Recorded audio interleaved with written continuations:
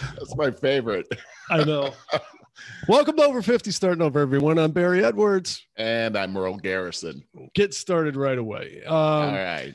Whew, man, we're going to be all over the place today. Lots to talk about. Yeah. I always say that. I know that you're going to have a lot of things. I haven't looked at your notes at all. I'm sure ours overlap a lot, but boy, so much. I wanted to say up front here in the intro part that you probably don't know this. You know, Michael Stanley just passed away.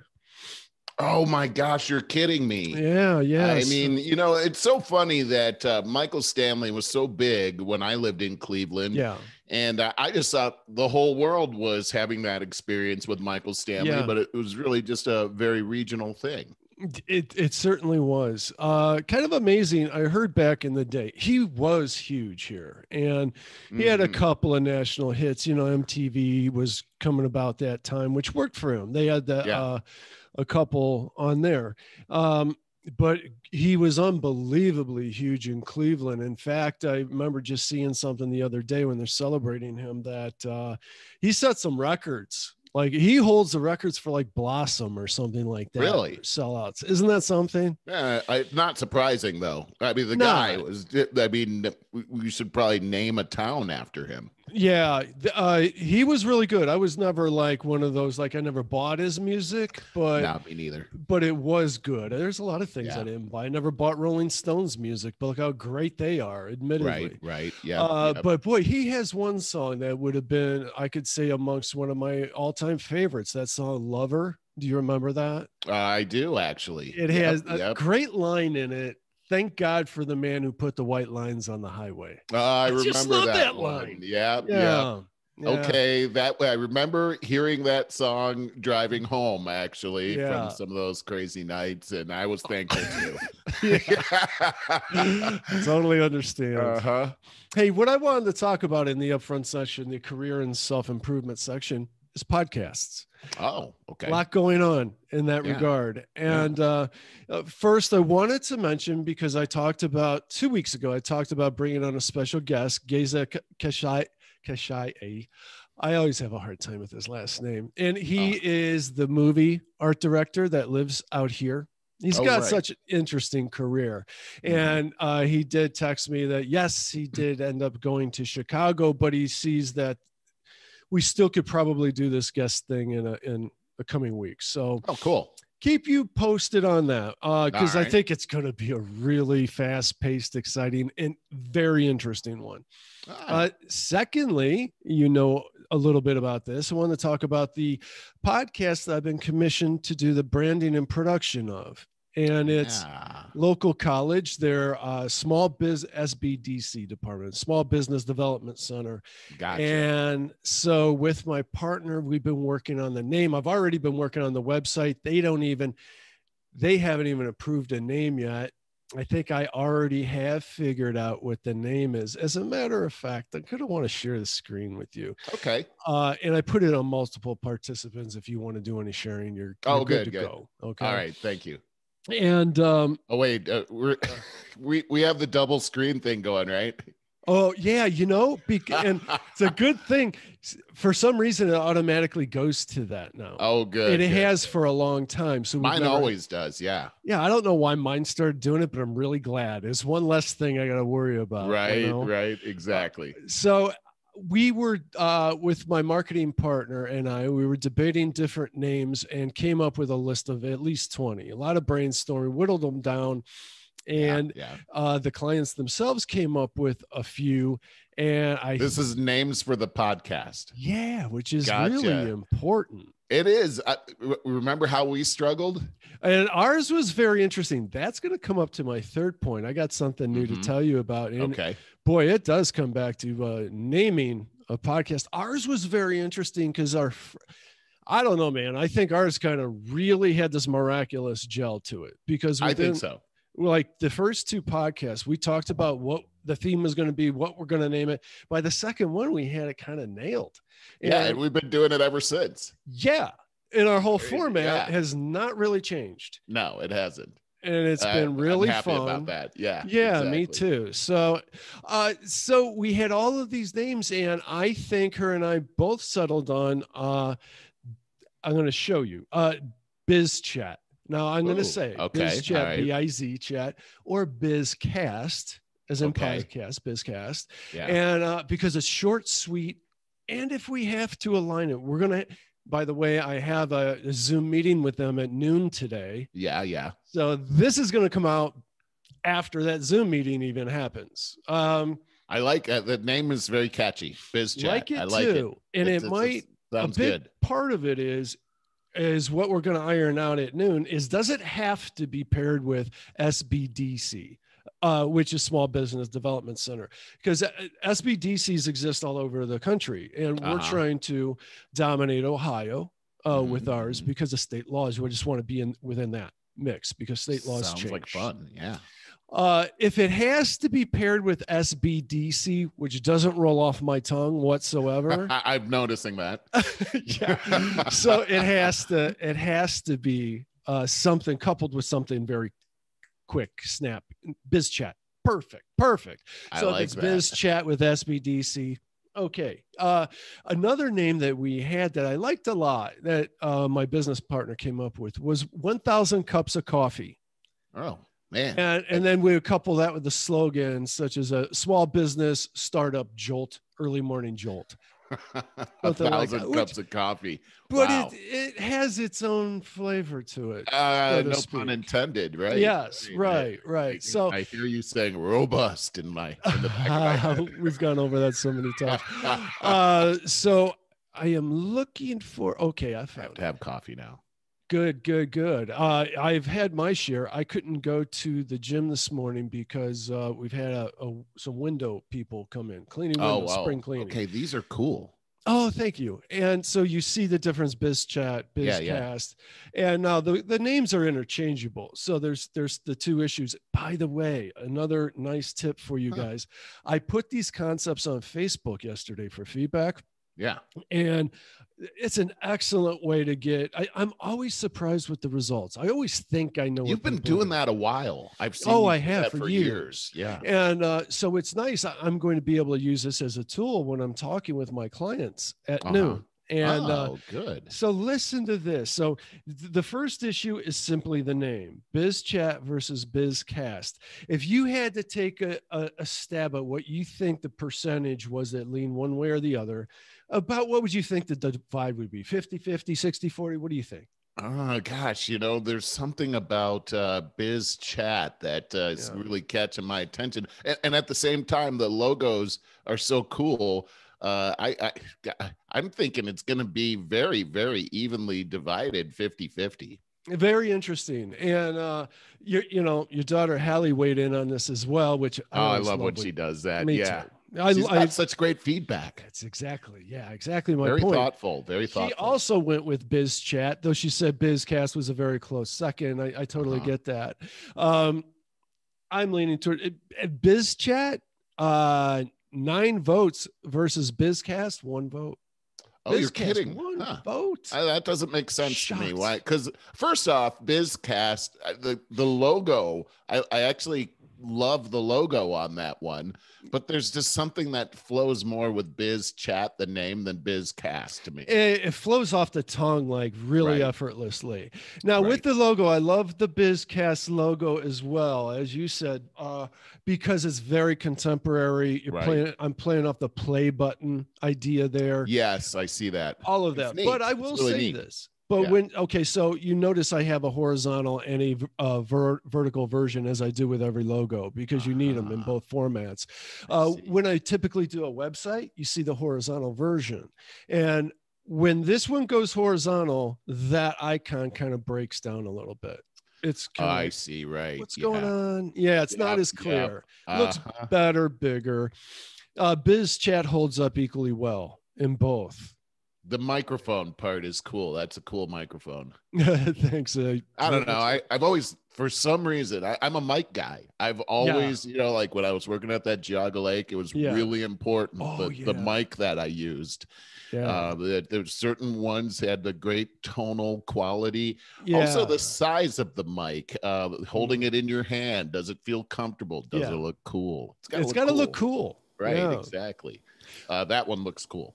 All right. So what do you think about, so the second question was, which design do you like better? I want to wrap this part up because we got a lot to do. It was almost 50-50. It was 8 votes for number 1 on the left and 7 votes for number 2 on the right. Yeah. So I think it's really good information for me to be armed with going into the meeting. Do you ever put anything, sometimes it's dangerous to put your creative ideas out into a free space like Facebook where anybody can weigh in, and feedback can be very constructive or very cutting. Destructive. It could be cutting. I don't think I've ever experienced that. It's interesting. See, people love to do that. When I poll people on a design, people just love it. I always did. Yeah, it's fun. It's like a little game. You're like there. A game. If you're on social media, you're primarily there because you want to interact. And it's the ultimate in interaction. A lot of times people like to get on there to be heard. They want to sound really smart, give a really deep opinion. You got to filter a little bit. But overall, it's a nice representation. Unless you have a very distinct audience, then you may want to poll in only that way. Hey, art directors, or hey, dentists, or hey, whatever. But most often you have a more broad audience, and going on social media gives you a pretty good representation of what the average people are thinking. That's such great advice for the audience, really. Yes. That's trying things out right here. I really like it. I like know your own business or something. Yes. Yeah. And you've been doing it for years, and I've seen you interacting with your audience with your designs and everything. It's really cool how you've done that over the years. I want to throw something in here because interestingly, this week, within the week, I was invited into a call with a colleague of mine who is looking to be able to put together a podcast. And this is happening. People know you and I have been doing Over 50 Starting Over. They watch the show. A lot of people say, boy, I've always wanted to do that. So I had this conversation, and it's the name, going back to the name of the show. And she was asking, well, I've just been struggling. And her problem has been, I think, thinking about it so much that you're paralyzed and you don't move forward. And yes, I was telling her about our experience. Now we talked about it for years.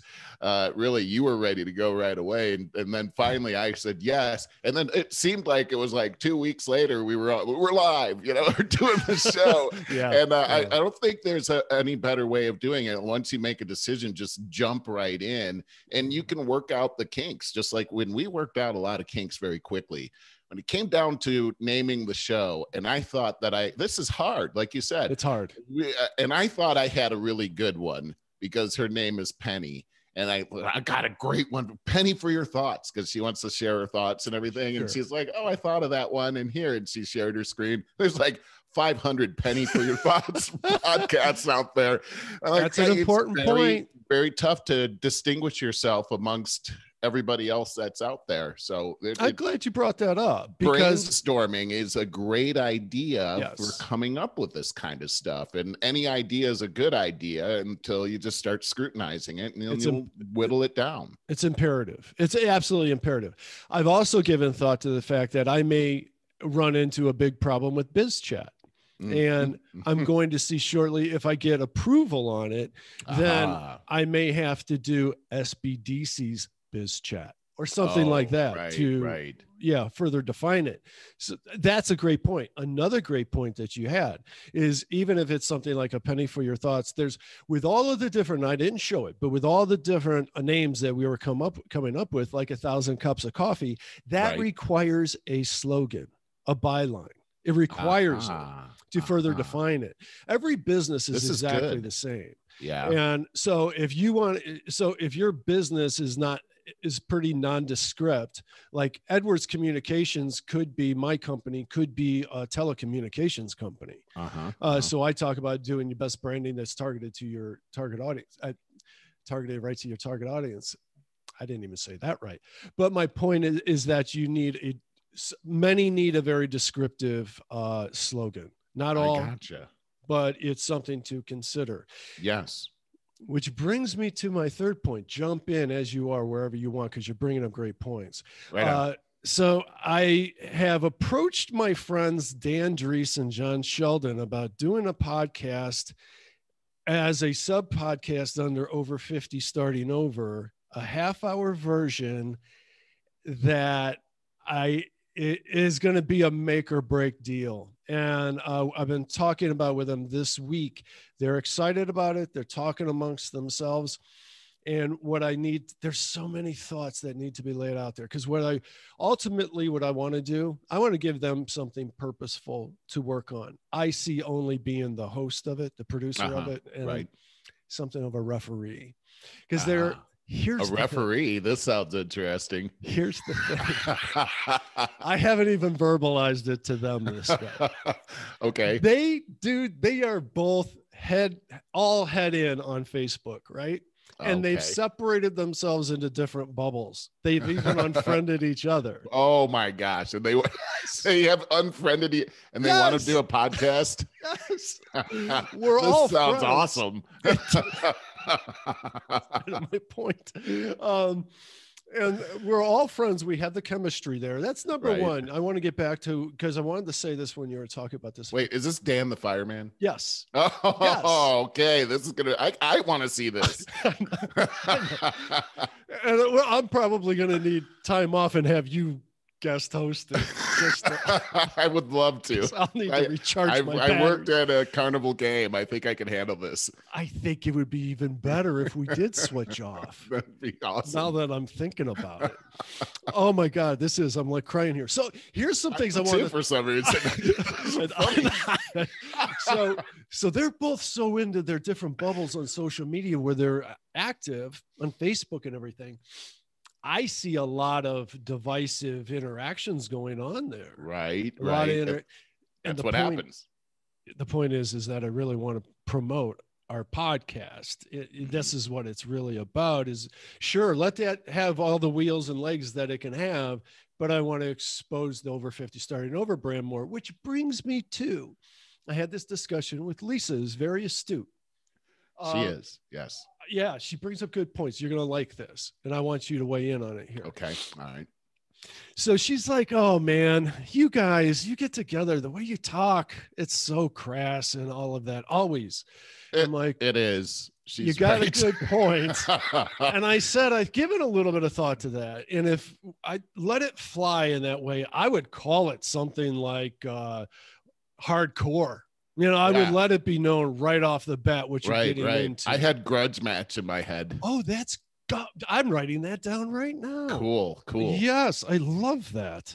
Well, there was a show called Grudge Match a long time ago. It would come on late at night, and I loved it. And it would be this guy. This guy would come out as like the referee, and then they would have two guys that had a grudge against each other, and they'd have like 3 different sessions where they had like different weapons that they could use. Like one of them was like a big like foam stick, and they would beat the crap out of each other. It's a pillow for like fight. 3 minutes, yeah. It was so freaking funny because they were really mad at each other. It sounds a little bit like Festivus. Oh, it was just like Festivus. Feat some strength. Air your grievances and then feat some strength. I love it. The airing of grievances. That was so funny. Remember how they had a recording that they found of it, and it was from their childhood. George, get away from the tree. I don't remember that part. Tree. It was a Festivus pole. It was a pole. Like that. Yeah. Oh, I love that show. The writing on that show was unbelievable. I think, just a side note, I think like Frasier, that one could come back too. Well, that's what we talked about. They said that they're bringing it back. The tough thing is it's not going to be the same setting. The father passed away, so you got to replace him because he was the straight man. He was. You got to have somebody like that. Yeah, the down to earth one to play off of, to contrast with. So yep. Okay, so back to this, because what I wanted to ask you is, so Lisa brought that up about being very crass and everything. And I listen to podcasts like that. I enjoy them, but I have different ones. I know what I'm getting into. I know what I'm getting into when I'm listening to Jordan Peterson or Wayne Dyer versus Joe Rogan or Bill Burr. Yep. But then she said, but you got a brand that you got to think about. And that's very valid. I started off over 50, starting over, thinking I was just going to talk the way I normally talk, which is a bit crass. But as we went along, I found the value in expressing myself more professionally without all of the swear words. Wow. I'm impressed. And I think that these guys could use that same exercise. I want to know more about that, because, it sounds like you want to protect them. That's a perfect point, Merle, because John called me last night about this. He's been very excited about it, and which I'm really glad. I'm really glad. He's a very interesting guy there's nothing that you can bring up that he hasn't thought about and has an opinion on. I think he'll be very good in that regard. But he is very crass, and he likes to be very crass. And he says to me last night, he says, well, what if I say, and he said something very sexually explicit, and then as he does. And I said, well, there's a couple things there, John. You currently are looking for a job. Anybody is going to research you and see what you're putting out there. You're also starting to date again, as you tell me. They're also going to look at what you put out there. You need to give that some thought. And it doesn't go away. It's not like a conversation that goes away off into the wind and you deny it later. It's immortalized. So this is so true. It's not going away, buddy. Right. One's gonna, and they'll play it over and over. They'll put it on a loop, so it's he's eternally saying that. Yeah. So I think it's kind of like a good lesson. That's what I was just going to say. For everyone, it is. Yes, it is. Yep. So I was thinking as a name for it. This came up to me this morning because I haven't had an idea. I did have one idea because John, Dan, and Barry. I thought John Danbury, as if it's one name. Wow. The John Danbury Show. Yeah. But it's not explanatory. Definitely needs a slogan, right? There's nothing explanatory. But there's a ring even to that, too. There is a ring. Like you said, it rolls off your tongue. That's important. So it would need a slogan. But how about this one that came up to me this morning as I was telling you about how they're in different bubbles? Simply called Two Different Bubbles. When bubbles collide. I like that one too. Yeah. Oh, these are good. But I really like the concepts that you're bringing out. Having to protect, these guys have to protect their brand. They're developing a brand. Yes. And this is, you don't want to eliminate yourself from a million different circles by saying the wrong thing. It's this is very important stuff. And as you say that, because especially if you're starting out as a beginner, I'm going to be producing this and it's under our brand, which means a lot to me. Right. First of all, I'm not going to spend much time editing, bleeping this, splicing that. If you can't do it, you can't do it. It's not going to fly. We'll stop doing it. I'll stop doing it. And I'll tell them, even if it gets so much traction, I'm going to tell them this too. Like, where things know that as long as I'm producing it, like, we own it in that regard. But if they get so much traction, they don't like my rules or whatever, they can take it on themselves, produce it themselves, whatever. No problem here. I'll show them how to do it. Fine. And then we let go of it. It goes on its own. And hopefully we can all stay friends and cross promote. That'd be awesome. Well, you're making me think that there's a business idea here of incubating podcasts like this. Yeah, definitely. And how fun is that? That's where I'm going. Oh, I love that. I love your idea. I mean, like you said, I was having a conference about how you do this as well. It's very popular. People want to do this. I like where you're going with this. And mainstream media is turning people off. Cable news that's the big deal. Oh, it's the huge deal. I'm getting almost all of my news from podcasts, interpretations. I always say I go on Google News, I scan it. Dude, preparing for this week, I read so few articles because they were so meaningless that as I read the headlines, it's, oh, geez, more of that manipulation. Right. So, manipulation is terrible. Yeah.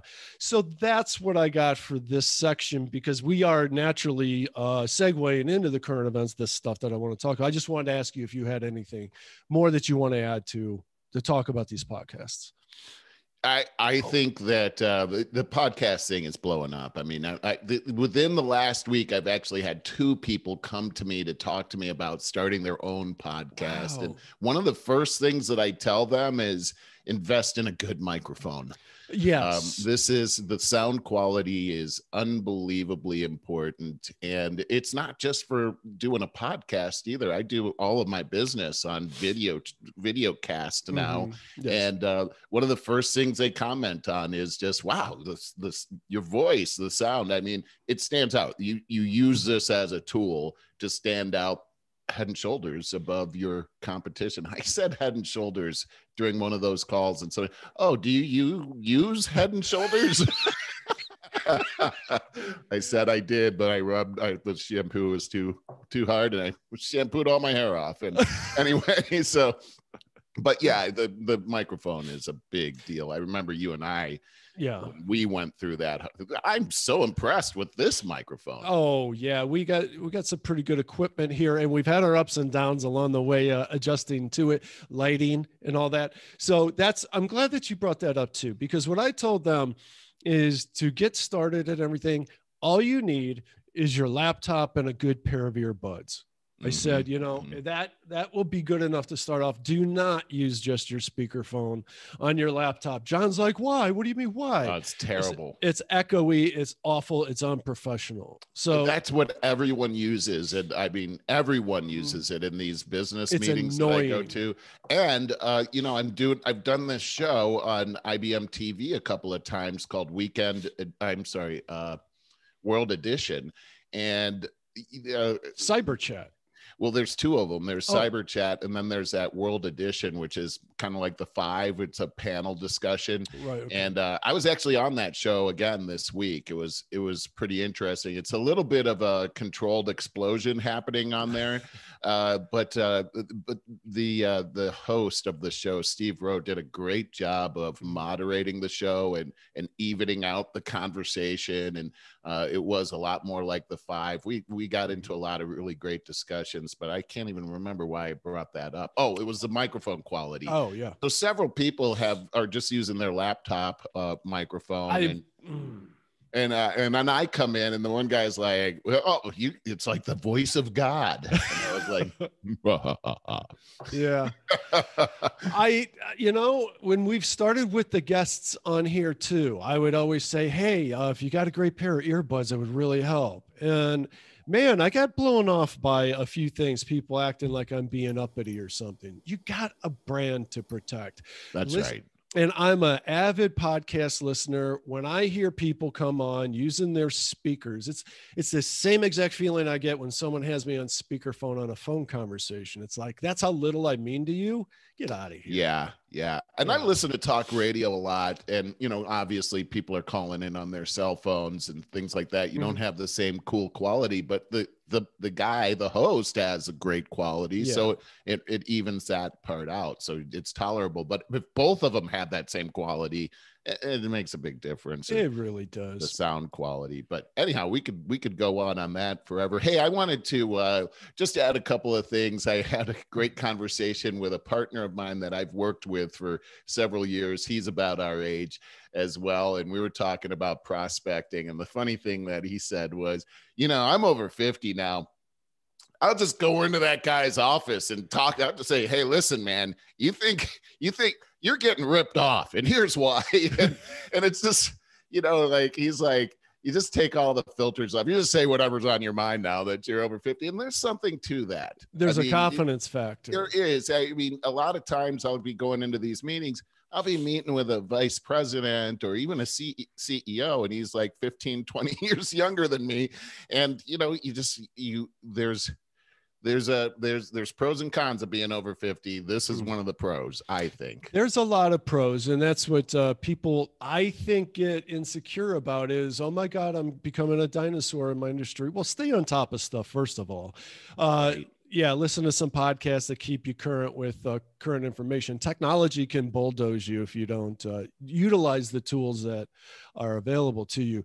But the biggest thing is that people don't give enough credence to is the experience and knowledge they've accumulated. It's huge. It's huge. You're an expert.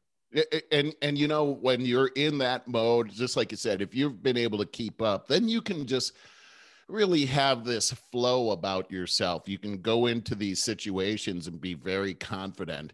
You know, I'm going to segue to current events now because I think we have that. I saw this kind of scenario playing out in politics over the last week, and it was between, I don't know if you saw this, between Joe Biden and Putin.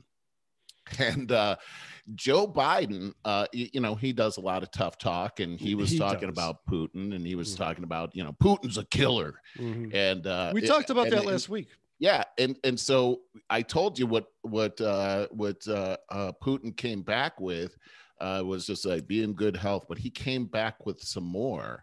And I don't think we talked about this. And he said, let's debate live. Yeah, he did. He knew that would never happen. And you know, it was also he said this. He said, you know, when we were kids, we had this old saying, and it was, whoever said it did it.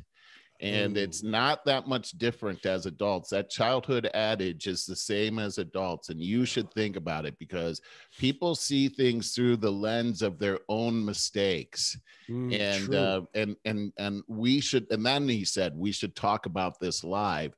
And basically it was like, in fact, I'm free tomorrow. That's what he did. And I was that's like, good. Oh my gosh. And of course he got crickets. Nothing came back. Of course. Because there's no, if you saw the press conference yesterday that Joe Biden did his first press conference, you'll know that it would be a terrible mistake for him to get with a guy like Putin, who's been a world leader since the 90s. And this is my point. He's been doing this as the leader of Russia for what, 20 plus years?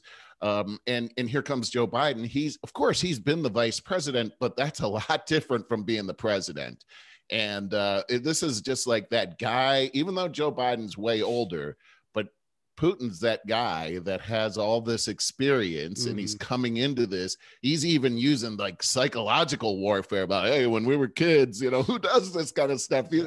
I would not put Joe Biden into that situation whatsoever. He's got to get a lot more comfortable with being the president. Boy, I think Joe Biden has been losing support and trust rapidly as every day goes by.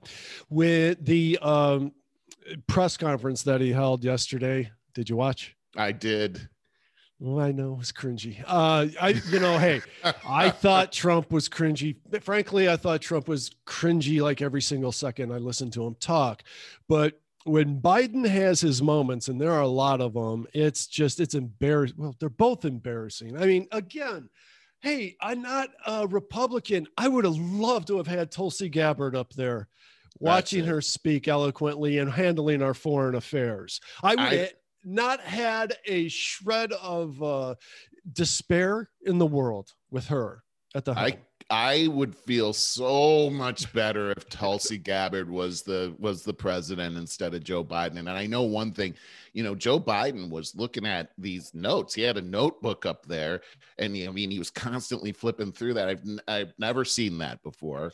I can't imagine Tulsi Gabbard would be like that at all. He was so sharp. I mean, the way she took down Kamala Harris during that one debate and brought up her record and everything, it was amazing. The clarity that she has, the sharp quickness that she has, the dullness that we saw yesterday, the slow, disconnected type of speech that we heard yesterday is extremely concerning to me. And some of the points that he was making were, I was trying to figure out what are you doing? What's going on here? What was the questions even that were being asked, all of those were pre-planned. I mean, he had a list of who he was going to call on, and he knew what the questions were going to be. Do you see this? Oh my gosh. Wow. What do you got there? This morning in the Daily Mail, photos show Biden, 78, relied on 14-point font prompt cards during his first press conference, including one with headshots of reporters he planned to call on. Oh my gosh. Yeah, it's really bad. And if you watched it, and I don't know, if you got your bias towards him and you're still trying to keep your head buried in the sand at all costs, I mean, maybe you can justify that. I thought it was really damning. I thought his press conference was really damning of his competence level. Well, here's the thing that's even more concerning, Barry, is that he basically took the last 2 weeks off to prep for that whole thing. He's going to have to sleep for the next 2 weeks after all the adrenaline they shot him up with to get through that hour-long press conference. Well, I hope I hope that's not true, because it is interesting. Just the expressive looks on his face, or non-expressive looks on his face. He basically appeared to be sleeping through the whole thing. Yes. There were many times where he looked befuddled. There are certain times where he started to speak about a particular subject and then stopped and then completely went into almost a daze and then picked up again with something different. It was approximately through the 18-minute mark on a YouTube video that I watched the whole thing. Oh, but halfway through, I figured out if I went to settings and put it on 1.5 times speed, that it sounded more normal. It really did. Interesting you say that, because I saw the actual press conference, but then I saw news recap of it for the rest of the night. And of course, all the news media had to put these sound bites together and edit the heck out of it. Oh, yeah. To condense it enough so they could get what the idea was that he was trying to say. And in fact, they were helping him out to make it so they could put a cohesive message out of what he said. And boy, I tell you, the problem here is that world leaders are watching this. We already saw Putin call out Joe Biden last week, and we've got the leader of North Korea shooting missiles off against UN sanctions. This guy's going to be out of control as well. We've got everything happening with the nuclear situation in Iran. We've got Syria, which Joe Biden has already bombed. Border crisis, and then the border crisis. Now here's what Kamala has now been put in charge of trying to rescue this, the one that cackles through everything. I mean, I'm sorry, I do try to remain neutral and as impartial as I can, but what I've been seeing here in just the last couple months is really disturbing to me. And the press just, I don't want to say covers it up, but it's a diversion. Everything's a diversion. Now it's the racial violence against Asians, which they're playing up a whole bunch. The shooting that was just over a week ago. We talked about it last week, but because he went into massage parlors because he had the sex addiction, wanted to shoot up a bunch of women that, of questionable occupations or whatever, they turned it into an Asian hate thing, which he immediately said was not. It was about his sex addiction. Doesn't matter. They run with it. Now, interestingly, and I'm sorry, I'm jumping all over the place. No, this is good. This last shooting in Denver was by a Muslim, which they didn't bring that. It's like, damn, that doesn't fit our criteria. So they went with the gun angle on this one. And now that's what they're talking about. Well, it's interesting because when the news first came out about the shooting in Boulder, Colorado, it was, I'm sure that this is an angry, older white man who is these are the people that we need to be aware of. And many people on the left came out with that assumption. It was rampant, actually. And then it came out that he was actually from Syria. He's a Muslim. I didn't hear anybody take back what they said, except for Kamala Harris's niece. I think her name is Mika or something like that. I don't know about this. She's pretty popular out there, especially out here. and she's got a blog, and she's a blogger, and she's very popular. Anyhow, she was right away. I tell you, I know this is a Republican. This is a Trumper. He's a older white guy. I'm sure of it. And then the next day she came back and she said, okay, well, I was wrong about that, but we still have a problem in this area. I would think that she went immediately to the gun thing. That's because that's what the press did. Now it's all about the AR-15s again. So now we got to go through all this. This is what I mean about I can't even read these articles because I've read the same rhetoric 100 times. It happens automatically. It's like, okay, pull up the playbook. Oh, play number 33. Go ahead. And it's the same thing every time. Let's tell everybody that AR-15 or whatever. I'm not a gun person, but tell them that it stands for assault rifle and make them think that it's a machine gun. You know? Right. These guns only look scary. It's one shot at a time. Right. But it looks scary. It does. The gun looks scary. It's and the fact of the matter is, if you take a look at the statistics in gun violence here in the United States, very few people, and I'm talking less than 1% of the murders that have happened with that type of a weapon. Most of the murders that happen, in fact, you know, there's sort of a trend that's happened over the last several years. About 30,000 gun-related deaths happen here in the United States every year. Half of those are suicides. So now we got 15,000. And then when you start to look at black on black crime, that takes up about the other half of that 15,000. When black people make up 12% of the population, you start to look at, there's a debate on that, but it's in that same area. Yeah, I know. I was being facetious. The areas of concern here, it starts to speak a whole different picture than, it's assault rifles, which, by the way, that's a made up term. Yes. There's no actual category of assault rifles. They're just rifles. And these statistics are showing that what we have the biggest problem we have is with mental health. Yes. And so if we really want to do something with gun control, here's what I'm for. I'm for background checks. Absolutely. I think that you have to do that. And we have this thing called HIPAA out there that prevents people, the background check, from checking into medical health history. So they can't do that. It's not something they can do in the background check. And I want to explain why. I only heard this argument very recently, and it made a great point, is you got to be careful not to stigmatize mental health issues anymore. Mm-hmm. Because it's already a big problem that we have, that people that are borderline suicidal, depressed, even if it goes as far as schizophrenia or something, don't want to seek out mental health if they're going to be stigmatized and penalized in certain areas. Absolutely. And so this is a fine line, is that if there's this whole thing about background checks and mental health, and would it be possible for the background check to include that? The downside of that is, let's say I want to get a gun and I've got schizophrenia. Yeah. I know that if I go to the doctor, I'm not going to be able to get that gun. So I might choose not to go there in order to get a weapon. So there's no real good answer here. As a matter of fact, the guy that did the shooting went through the background check, and he got his weapon legally, not illegally. You know, and when you start, here's another factor, is that the Boulder, you know, I lived in Denver for several years. Boulder is affectionately referred to as the Republic of Boulder.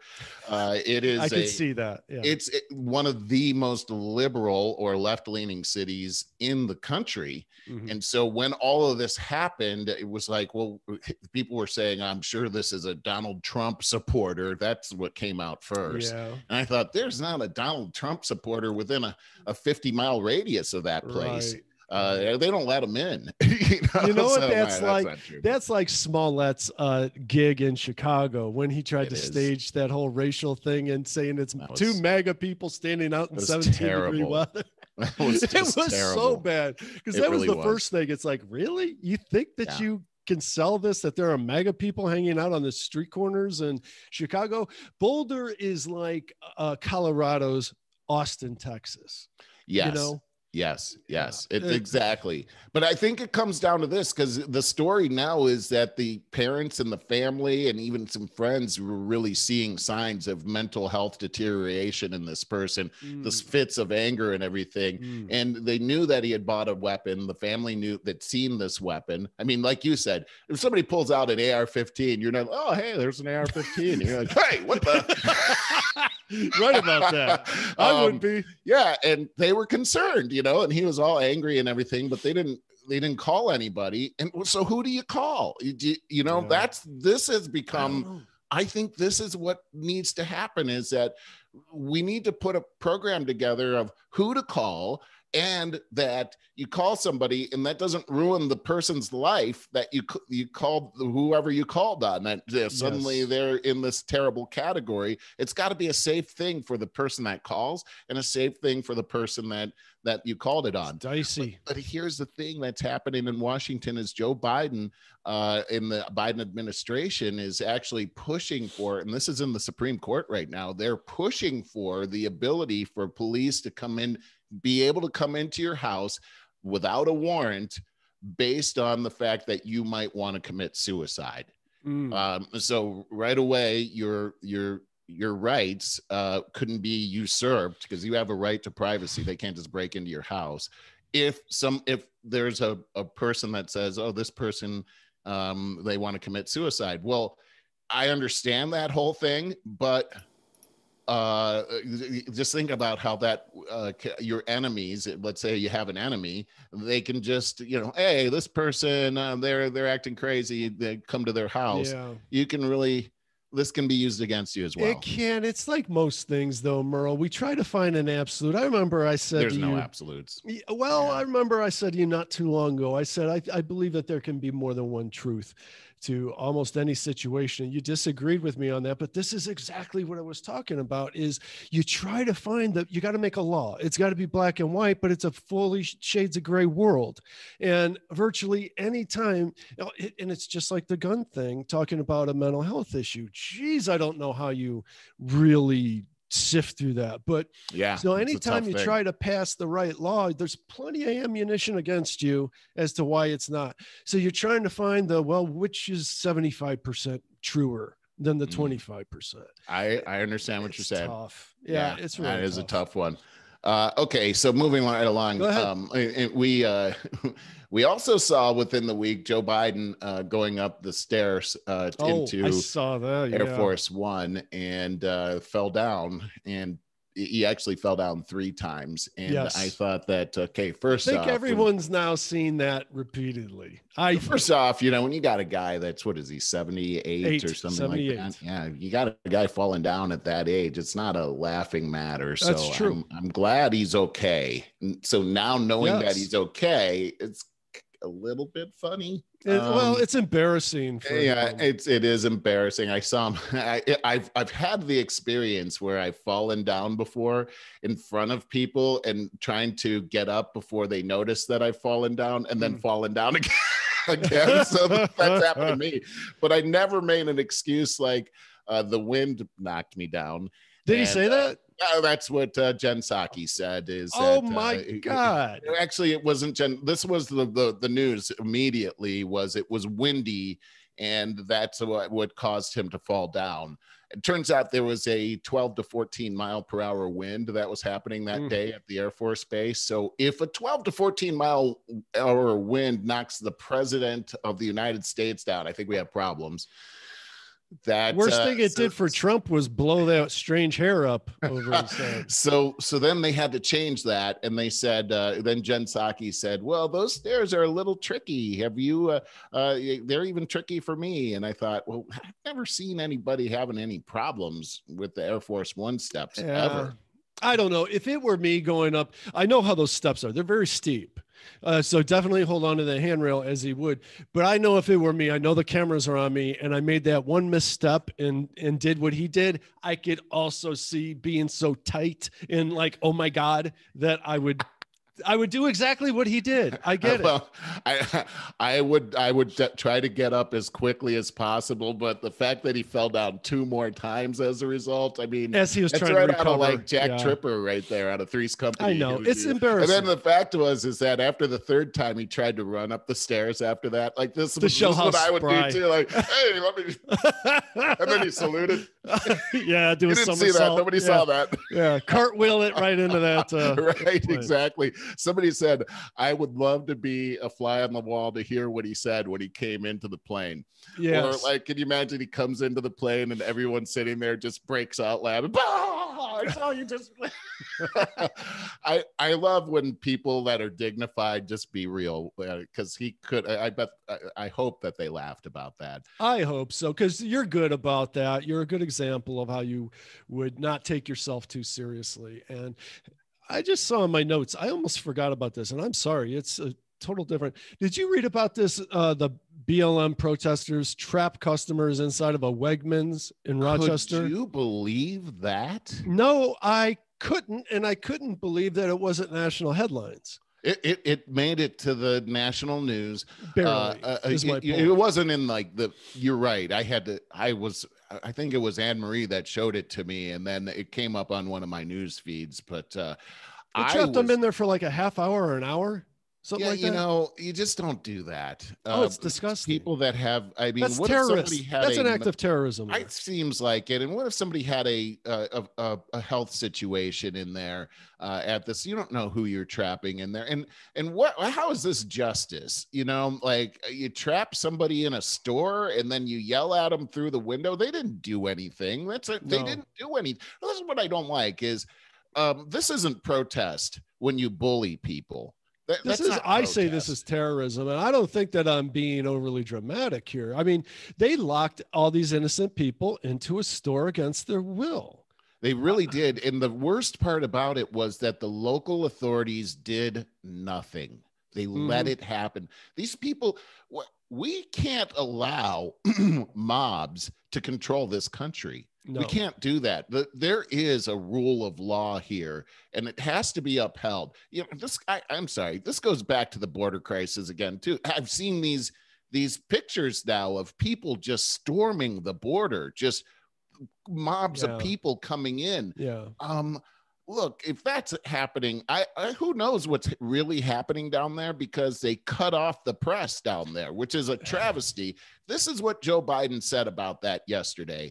They asked him point blank, when are we going to be able to have access to the border so that we can film it? And he said, as soon as I'm committed to transparency, because that was the question. Do you commit to? I'm committed to transparency as soon as I'm able to enact my program.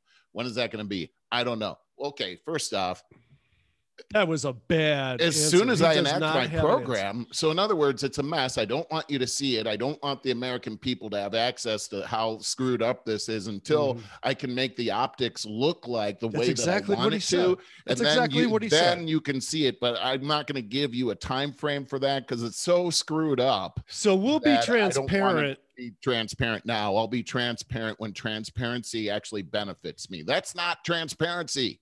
No, and that's the thing. That I swear they just redefine all the words that they want. They redefined everything. Absolutely. Oh, where do you want to go with this? I got a lot of different stuff, but I think I just want to just make a comment on redefining words. It seems to me that that's part of the Orwellian world that we live in. Yes. And that's a tactic.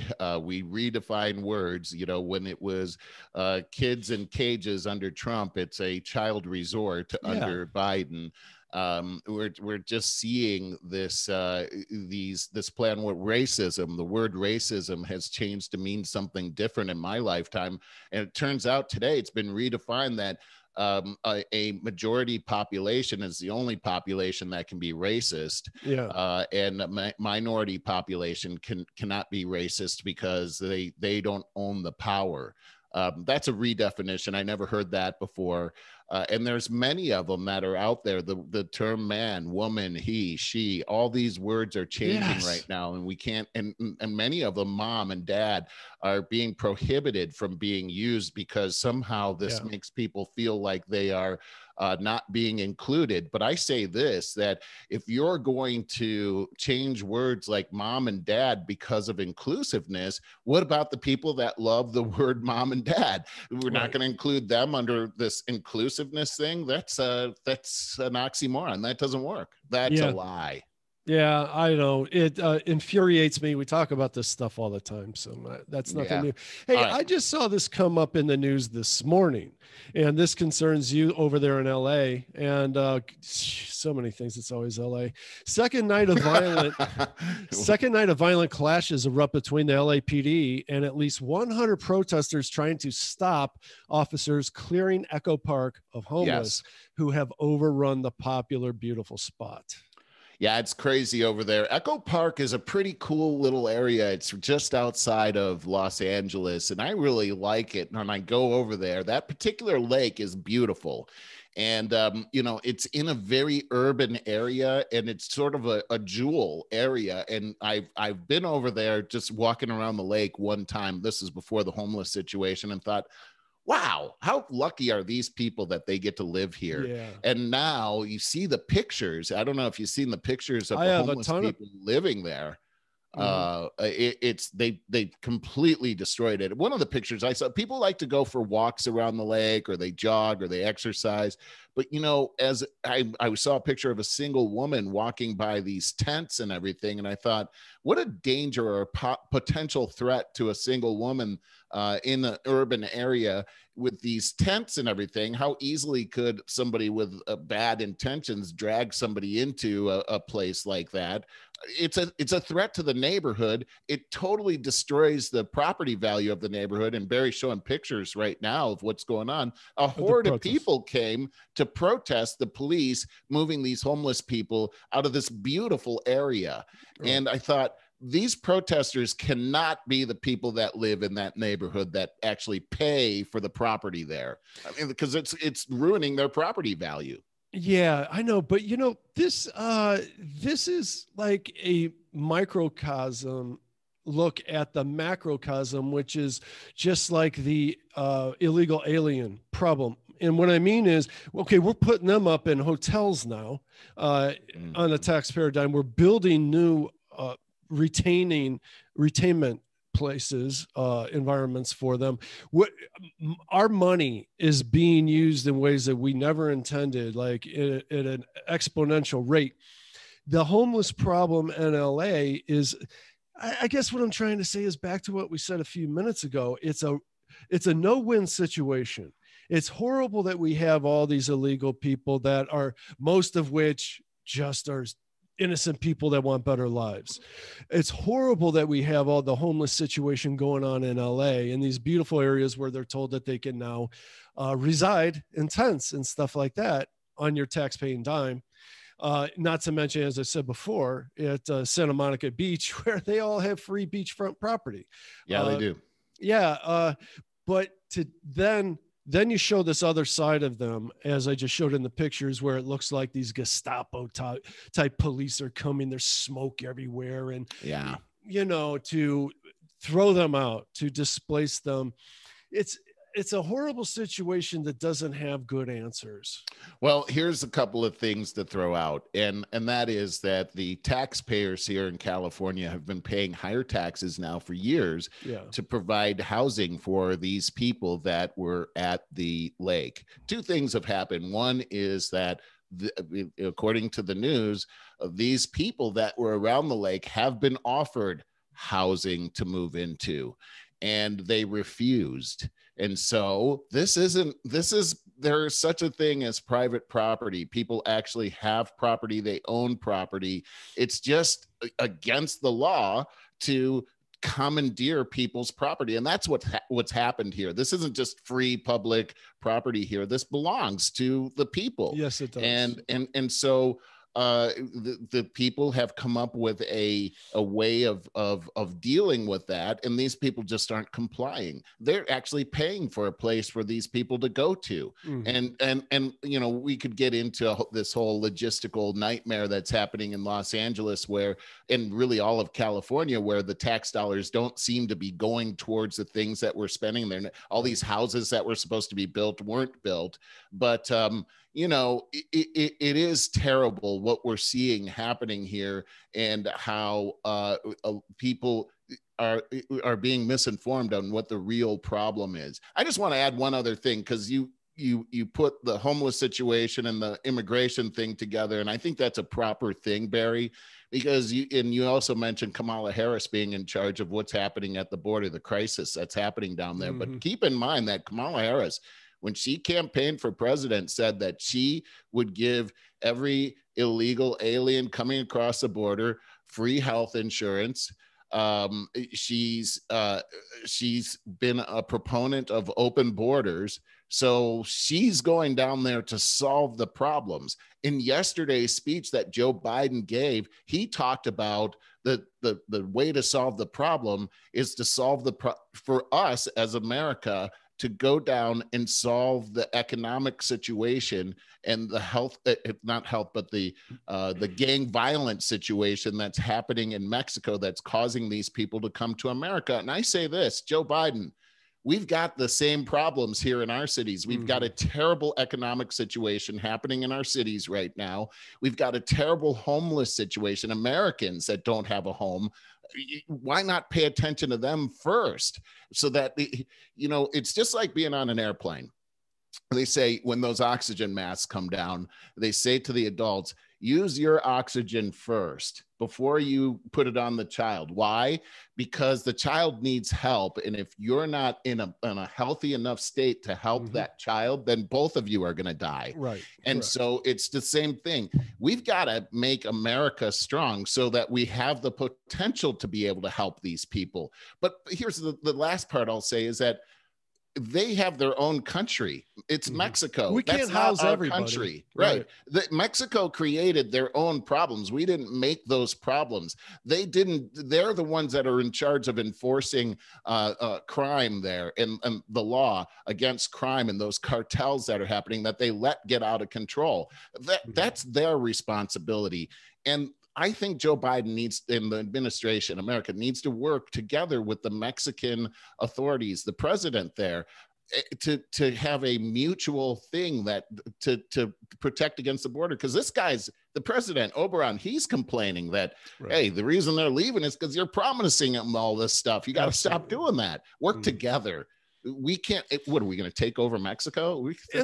There's so many things about we were saying about redefining words and stuff. Oh yeah, work together. We're the party of unity. We keep hearing about as they come in, and Trump and those guys, the Republicans, stop being so divisive. That is all a load of BS. Everything it really is. It just bothers me so much. But there's so many people that.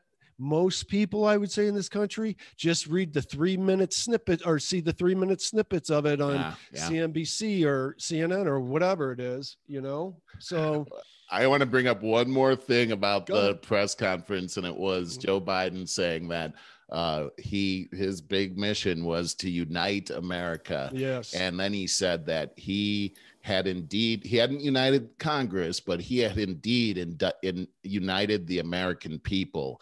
And the polling shows that, this is what he said, the polling shows that Republicans support his plan. And I saw him say that. I thought, well, what poll is he looking at here? Because what he did was take conservative values with his pen, he flushed them all down the toilet. And so what conservative Republicans are supporting all of that? It just, you know, they talked about Trump being a liar. Oh, look at all the lies he's telling.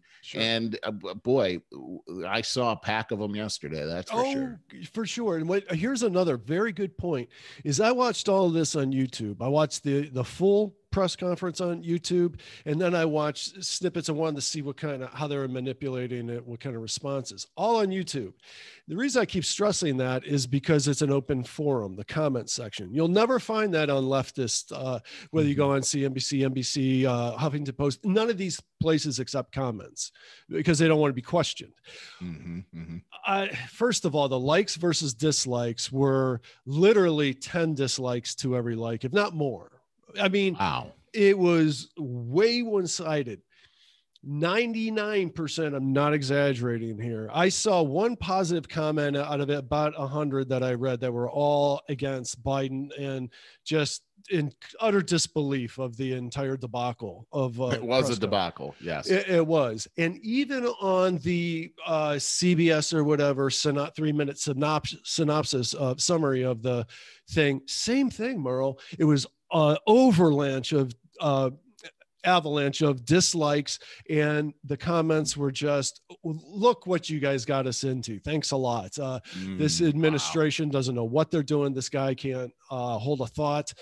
It was all like that all the way through. So I don't know, man. Where's all his support? That's what I want to know. Yeah. Well, I'm seeing polls out there where 71% of the population is saying they want the administration to do something about solving the border and open it up for us to see what's going on. So 71% tells me that there's a lot of Democrats out there that are unhappy with what's going on. And at the same time, I just want to say this, that what we're seeing right now should surpass partisan politics. We're Americans here. We have something that should be cherished by us because of the what we've been able to do as a country for the world really has been remarkable if we really look at world history. And this is something worthy of protection, and it's being attacked on all sides right now. And the media has not done their job as far as telling the truth as about what's going on. So many things have been hidden from us. I mean, gosh, you saw the news yesterday where this has come out about Hunter Biden. I forgot about that. About the gun that he had. And apparently his girlfriend took the gun and threw it into a dumpster that was near a school behind a store because she was afraid that he was going to commit suicide. And that's the first part of the weird story. By the way, the girlfriend was the widow of his brother. That's weird. That's even weirder. The second part of the story is that Politico went back and they researched the application for the gun, and it turned out that he lied on the application about his drug use, which is a felony. And so, but this happened in 2018. And so why wasn't this reported?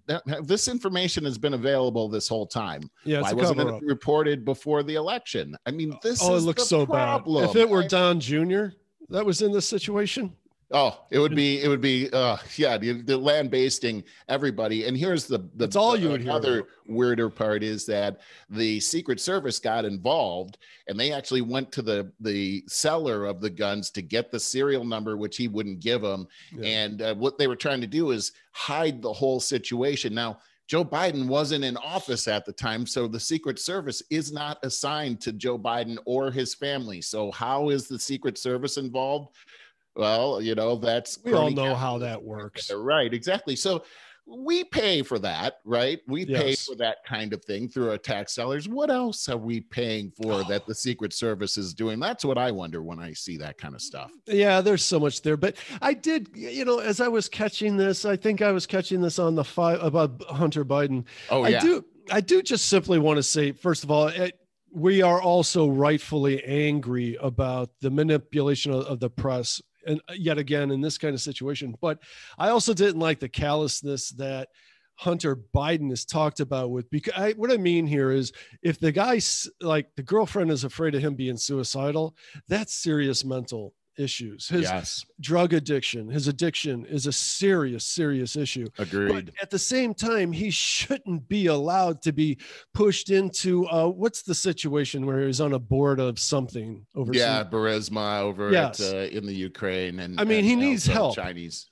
energy company, right? Yeah, he does need help. And unfortunately, he's never going to get the help. That's my point. Because of the politicization of his family. And the guy it's tragic what's happening, and mental health being a major thing that's happening here in this country right now. People are very much affected by this.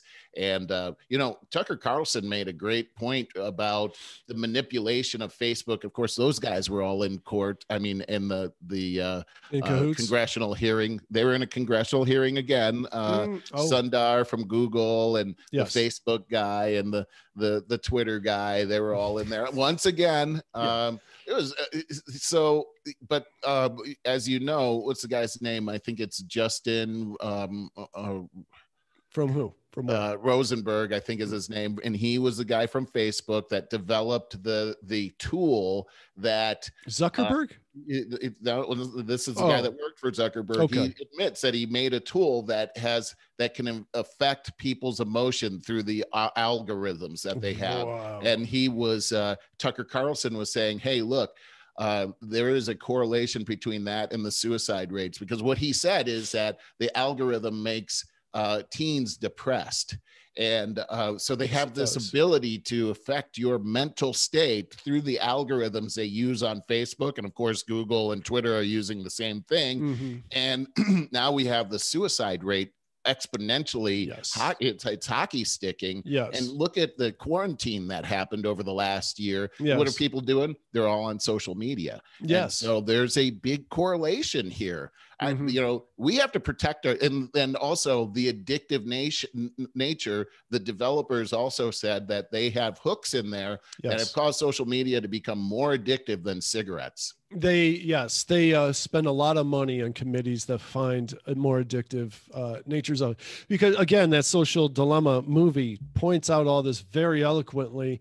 And at the end of the day, it's only about making another dollar. So the more addicted they get you to it, the longer that you're on it, the more clicks. It's not only that, but what they have admitted is that they were able to control people's emotions so much that they actually were able to control people and how people voted in the election. Yeah, sure. So back to the Manchurian Candidate, it was that whole thing with how about a game of solitaire, and then the handler could speak suggestions into somebody's life, and then they would go out and do that. This is very similar to that through social media. Very interesting. Right. So we're about at that point. I just want to ask if you had anything else that you want to go over, because I got a great video for you. I think that was it. I had some pretty good stuff here. One last thing we talked about reparations last week, and lo and behold, Evanston, Illinois approved the historic reparations plan for Black residents. So I read the article though, and it was more of a microcosm thing, because they talked about how they had the Black community there's kind of gotten isolated into a certain section of the town where they got really ripped off on their property value for decades. They did. It's interesting because in this situation, the people that are going to get benefit on this are only the people that lived in that neighborhood between, I think it was 1911 and 1969 when that housing policy existed. So this seemed more like almost like a legal case that was being decided, and then that it was being awarded. However, I will say this, while I think the intention was good, it was actually not a legal case, and it was decided on by the city council members. And so that to me is a pretty, I don't know. I don't know how that rubs me, because I agree something nefarious was going on, but these things should be decided in a court of law, not by the assembly of a city legislature. I see what you're saying, but to my point, I thought it was a misrepresentation, as always. Headline. It's not reparations for slavery. It's not a slavery. No. That's exactly right, Barry. They made it. Now, here's what's even more interesting is that the people that put this together are saying, hey, look, HR 40 is in the House right now, and we're hoping that what we've decided here will influence the rest of the country to support HR 40 and slavery reparations. Right. Two totally different things. Absolutely. But you see what they're doing.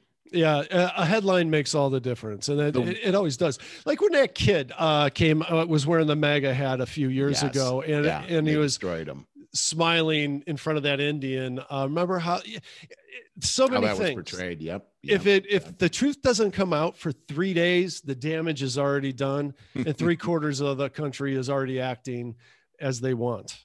You got that right. Yeah, it's terrible. Okay, let's lighten things up. I got something great for you, and Merle, you're gonna love this. Okay, so I love that dog. Oh, you are. Video captures a moment. This hero dog stopped traffic during this owner's seizure. Now, I read this. You're not going to be able to hear the sound, but this this beautiful dog is only 1.5 years old. And, and this guy's talking in my ear, so I can't hear myself talk. You're doing good though. Okay. So here you see via the security camera. Yes. Yes. Sudden seizure right here. Oh my gosh. This dog is a mixed breed, 1.5 years old. One passenger car goes by. He sees it. He's like, this ain't happening again. He grabs this purse, puts it in the middle of the road, stops this truck.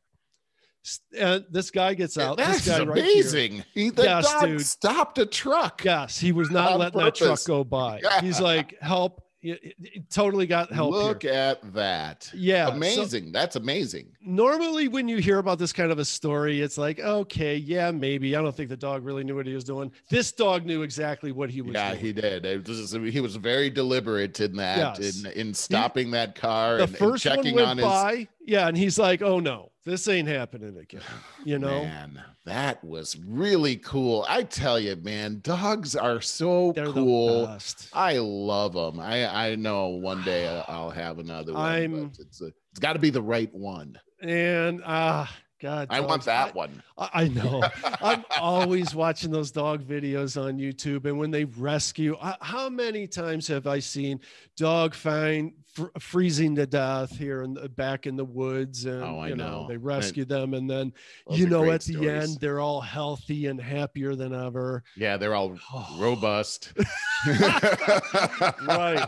Okay, Merle, do you have some parting words? We got to wrap this up. Good stuff. Yeah, good stuff. I want to say though that we are going to go straight into our after segment, and what were you going to say? Yeah, I did want to say, I wanted to bring up Cyber Talk. Check it out every Wednesday on ibmtv.tv.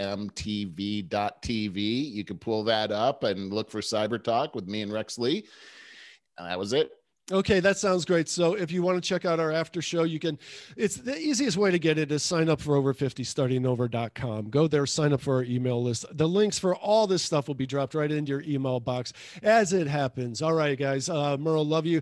See you all next week. All right.